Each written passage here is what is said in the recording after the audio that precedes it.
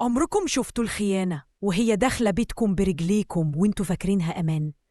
أنا النهاردة هحكي لكم حكاية لو ما كنتش عاشتها بنفسي كنت هقول إنها خيال. حكاية عن الثقة اللي ممكن تتحول في لحظة لخيانة، وعن الأمان اللي ممكن يتهد من أقرب الناس. أنا اسمي إلهام، عندي 38 سنة، مطلقة من أكتر من 10 سنين. جوزي سابني فجأة بعد ما اكتشف إنه عايش حياة تانية بره، ومن يومها وأنا قررت أعيش لابني وبس. ابني كريم عنده 17 سنة، دمي ولحمي وروحي كلها فيه. حياتي كلها كانت حواليه، كل حلم كنت بحلمه لنفسي بقيت بحلمه ليه.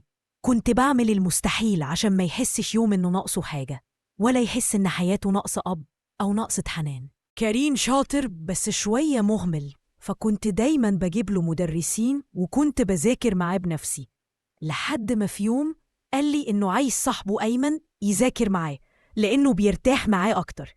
أنا عارفة أيمن شاب مهذب، ودايماً كنت بشوفه داخل طالع مع كريم وكأنه واحد من العيلة.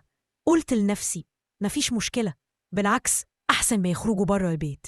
أول مرة أيمن جه البيت كنت مستقبلاه كأم، جبت لهم عصير ومسكويت وضحكت معاهم، وحسيت إن كريم مبسوط بوجود صاحبه.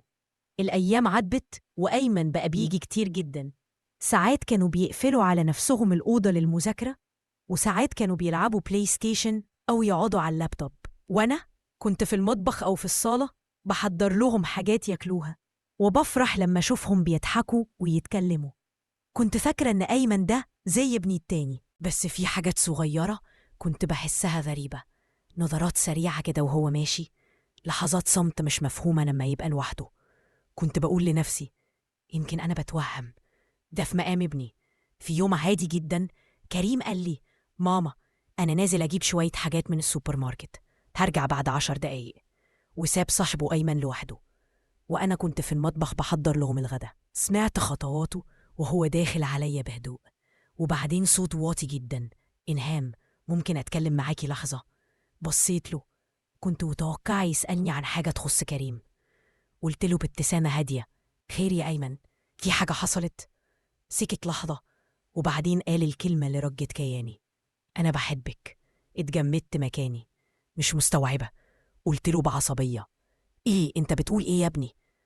قالي وهو بيبصلي بنظرة غريبة كلها جرأة: أنا بحبك بجد، من أول مرة شوفتك فيها وانتي داخلة المدرسة يوم ما كنتي جايبة كريم. قلبي اتعلق بيكي وما قدرتش أنساكي. أنا مش باجي البيت ده علشان المذاكرة، أنا باجي علشانك انتي. صراع داخلي ما بين العقل والواقع. حسيت بدوخة، كل حاجة حواليا لفت. ده طفل، ده صاحب ابني، ده دخل بيتي وأنا مأمن عليه. قلت له وأنا رافعة صوتي: اتجننت؟ ده أنا في مقام أمك، عيب الكلام ده، غلط وما ينفعش يتقال. بس كان رده فاضم أكتر: الحب مش بإيد حد، أنا حتى بمشي وراكي من بعيد من غير ما تحسي. يوم ما بشوفك فيه بحس إن الدنيا كلها حلوة. أنا نفسي أحبك وتحبيني.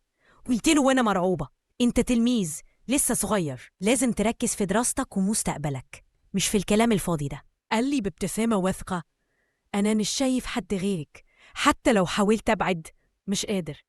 أنتي مختلفة، كل حاجة فيكي بتشدني ليكي. الخيانة اللي وجعتني اللحظة دي حسيت بخيانة من نوع جديد، خيانة مش بس لصداقة ابني، دي خيانة للثقة اللي حطيتها في حد كنت شايفاه زي ابني. كنت واقفة تايهة مش عارفة أرد ولا أعمل إيه. قلبي بيقول لي طرده حالا، لكن دماغي بتقول لي ده لسه صاحب ابني، لو عملت حاجة كريم هيتصدم وممكن يتكسر من جوه. قلت له بحزم: اسمع يا أيمن، الكلام ده مش هيتكرر ومش هتدخل البيت ده تاني. أنا هنسى اللي حصل ومش هقول لابني، بس بشرط تبعد عن حياتنا للأبد.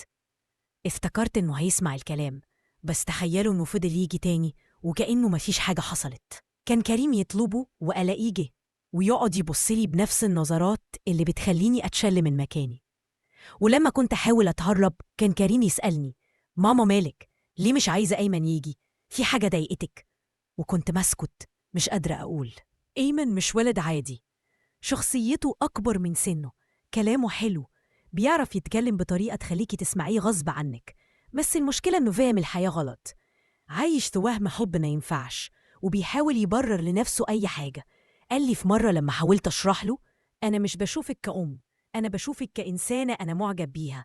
حتى لو كنتي أم كريم، ده مش فارق معايا.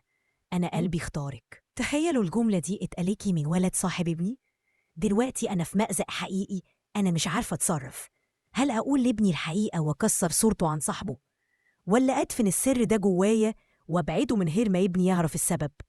ولو قلت، ابني ممكن يتصدم فيا أنا، أو يلوم نفسه إن هو جاب صاحبه عندنا. ولو سكت، أيمن ممكن يتمادى أكتر، وأنا مش هقدر أتحمل أكتر من كده. الخيانة لما تيجي من حد أنت مأمن له بتكسر حاجة جواك مش بتصلح بسهولة. أنا حكيت لكم حكايتي علشان محتاجة رأيكم.